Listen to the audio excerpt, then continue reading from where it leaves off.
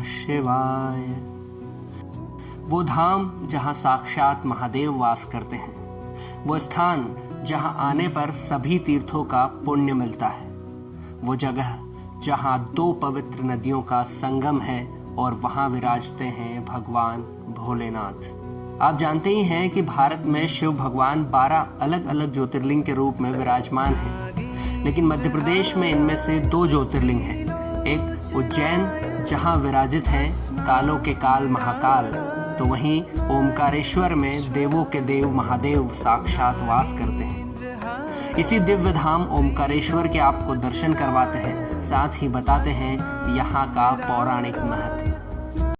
नमस्ते दोस्तों, मेरा नाम है सुनील पटेल और आप देख रहे हैं प्रिया गाटिया यूट्यूब चैनल। और आज हम आपको लेकर आए हैं ओमकारेश्वर। खंडवा जिले में स्थित भारत के चौथे ज्योतिर्लिंग ओमकारेश्वर की यात्रा शुरू करें, इससे पहले आप हमारे चैनल को सब्सक्राइब कर लीजिए ताकि अच्छे वीडियो बनाने के लिए हमें आपका समर्थन यूं ही मिलता रहे। इंदौर से करीब 80 किलोमीटर दूर है निमाड़ अंचल का खंडवा जिला, जहां आप ट्रेन, बस या फिर निजी वाहन से जा सकते हैं। हमने कार चुनी और निकल पड़े आपको भगवान शिव के दिव्य दर्शन कराने के लिए। रास्ते में कई घाट मिलते हैं। टेढ़े मेढ़े रास्तों और पहाड़ों की खूबसूरत वादियों से गुजरते हुए हम पहुंचते हैं ओमकारेश्वर।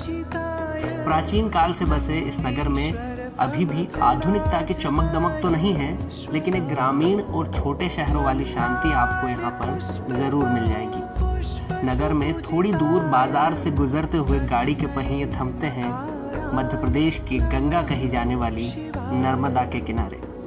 इसी पवित्र नदी के तट पर भगवान शंकर ओमकारेश्वर के रूप में विराजते हैं। बाबा महादेव के दिव्य दर्शन करने से पहले आइए मां नर्मदा में स्नान करते हैं। पूर्व से पश्चिम की ओर बहने वाली नर्मदा खंडवा में कावेरी नदी से मिलकर एक खूबसूरत द्वीप का निर्माण करती है। विंध्याचल पर्वत की वादियों में इस संगम पर बड़ा ही अद्भुत नजारा होता है। ओम के आकार के पर्वत पर भगवान भोलेनाथ विराजते हैं। प्राकृतिक सौंदर्य से लबरेज ओमकारेश्वर में श्रद्धालु मां नर्मदा की परिक्रमा भी करते हैं।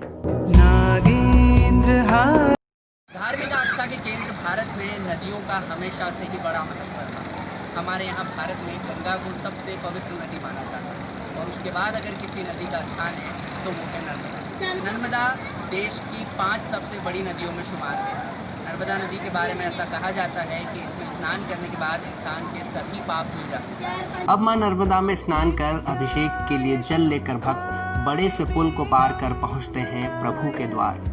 भगवान के इस प्राचीन मंदिर के आसपास भी कई छोटे छोटे मंदिर हैं। कहा जाता है कि पांडवों ने इस मंदिर का निर्माण अपने अज्ञातवास के दौरान माता कुंती के लिए कराया था। किंवदंती ये भी है कि राजा मांधाता ने भगवान शिव को अपनी तपस्या से प्रसन्न किया था और राजा मांधाता की तपस्या के बल पर ही भगवान भोलेनाथ ने उनका निवेदन स्वीकार किया और वो यहाँ पर विराजित हुए। कहा यह भी जाता है कि विंध्याचल पर्वत के निवेदन पर भगवान शिव ने यहाँ वास करना स्वीकार किया। इतिहास चाहे कुछ भी हो, लेकिन इस मंदिर में लाखों श्रद्धालुओं की आस्था है और ओमकारेश्वर ज्योतिर्लिंग का तो पुराणों में भी वर्णन मिलता है। सभी ज्योतिर्लिंग में ओमकारेश्वर को इसलिए भी खास माना जाता है क्योंकि यहाँ भगवान शिव अपने परिवार के साथ रात को विश्राम करने आते हैं। इसी के चलते शिवलिंग के पास मंदिर में रात को चौपड़ पासे सजाए जाते हैं। आश्चर्य की बात तो ये है कि रात में बंद रहने वाले शिव मंदिर में सुबह चौपड़ पासे बिखरे हुए मिलते हैं, जिसके आधार पर माना जाता है कि भगवान शंकर यहाँ पर देवी पार्वती के साथ आते हैं। 5 मंजिला इस मंदिर में भगवान भोलेनाथ ओमकारेश्वर के अलावा महाकाल के रूप में भी विराजते हैं। और भी कई मंदिर हैं यहाँ पर। राज परिवार का किला, गादी भी यहाँ पर नजर आते हैं। पौराणिक महत्व के इस ओमकारेश्वर ज्योतिर्लिंग मंदिर में 3 बार आरती की जाती है। सिंधिया राजघराना, होलकर वंश और ट्रस्ट के पंडित यहाँ पर दिन में 3 बार पूजा करते हैं। भगवान ओमकारेश्वर की महिमा अपरंपार है और देश के 12 ज्योतिर्लिंग में से एक ये ओमकारेश्वर मंदिर है, जहां पर लाखों की संख्या में श्रद्धालु साल भर में आते हैं और भगवान के दर्शन करते हैं। साथ ही भक्त यहाँ पर नर्मदा तट पर परिक्रमा भी करते हैं और दर्शन लाभ लेते हैं। दो नदियों के संगम से पहाड़ पर ओम की जो आकृति बनती है वो इस धार्मिक नगरी को और भी महत्वपूर्ण बनाती है।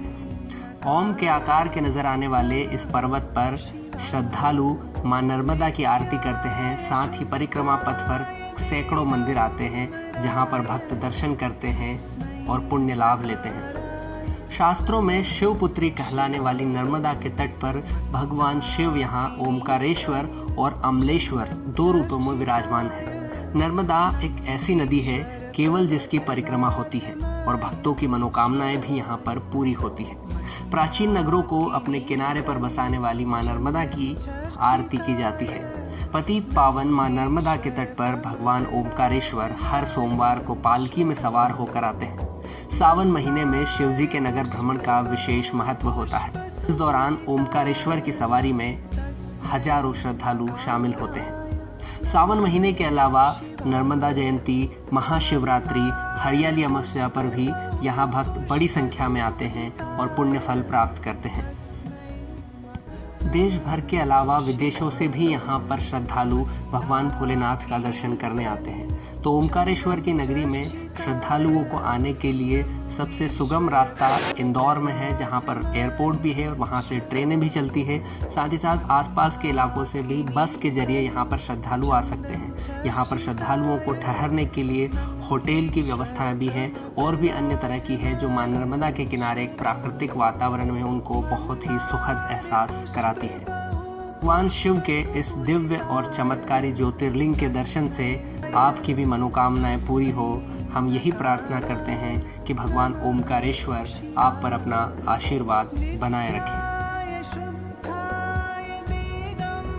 आपको ये वीडियो कैसा लगा हमें कमेंट बॉक्स में ज़रूर बताइएगा। और अगर आपने अभी तक भैया का ठिया चैनल को सब्सक्राइब नहीं किया है तो पहले इसको सब्सक्राइब करें। Thank you. जय ओमकारेश्वर।